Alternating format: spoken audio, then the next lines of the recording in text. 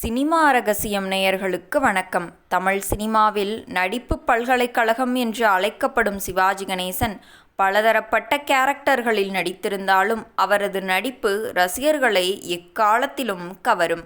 அதேபோல் ஆங்கில நடிகர்களை விடவும் நடிப்பில் முத்திரை பதித்த சிவாஜி எந்த நிலையிலும் என்னை உன்னுடன் ஒப்பிடாதே என்று சிவாஜி கூறியுள்ளார். 1952ஆம் ஆண்டு வெளியான பராசக்தி படத்தின் மூலம் சினிமாவில் அறிமுகமானவர் சிவாஜி கணேசன். நாடக நடிகராக இருந்து தமிழ் சினிமாவின் உயரிய அந்தஸ்தை பெற்ற சிவாஜி பராசக்தி படத்திற்கு பிறகு பல படங்களில் நடித்துள்ளார்.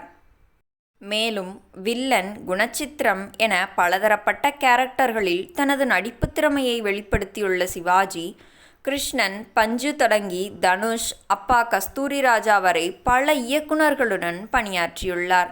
நடிப்பு என்றால் சிவாஜிதான். அவரின் நடிப்பை தான் இன்றைய நடிகர்கள் பின்பற்றி வருவதாக பலரும் கூறி வருகின்றனர்.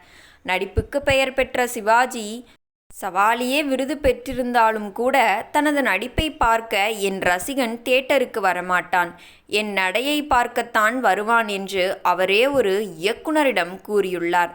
படத்திற்கு படம் நடிப்பில் வித்தியாசம் காட்டியிருந்தாலும் தமிழ் சினிமாவில் பலரும் அறியப்படாத ஸ்டைலிஷ் மன்னன் என்றால் அது சிவாஜி கணேசன் தான். இன்றைய தமிழ் சினிமாவில் ஸ்டைலுக்கு பெயர் பெற்றவர் ரஜினிகாந்த். ஆனால் இவரின் பெரும்பாலான ஸ்டைல்கள் Sivaji Ganesan black and white காலகட்டத்திலேயே செய்துவிட்டார் என்பது இப்போது அவரது படத்தை பார்த்தால் தெரிந்து கொள்ளலாம்.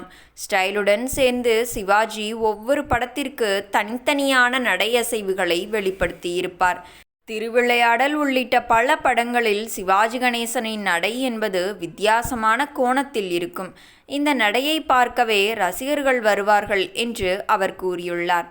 அந்த அளவுக்கு ரசிகர்களின் மன ஓட்டத்தை கண்டுபிடித்து வைத்திருந்த சிவாஜியிடம் நடிகர் ராஜேஷ் ஒருமுறை, அண்ணே பாலும் பழமும் படத்தில் சரோஜாதேவி இருமும்போது எப்படி மருந்து கொடுப்பது, ஆங்கில நடிகர் போல் ஃபோன் எடுத்து பேசுவது, இதை எப்படி செய்தீர்கள் என்று கேட்டபோது, ஏன் நீ மட்டும்தான் நடிக்கணுமா, நான் நடிக்கக்கூடாதா, எக்காலத்திலும் உன்னையும் என்னையும் ஒப்பிட்டு பேசாத, நான் ஸ்டேஜ் ஆக்டர், நீ ஃபிலிம் ஆக்டர், நான் பெரிய வசனம் அதிகமாக சத்தமாக பேசுவேன், ஆனால் உன்னால் அப்படி பேச முடியாது என்று கூறியதாக ராஜேஷ் கூறியுள்ளார்.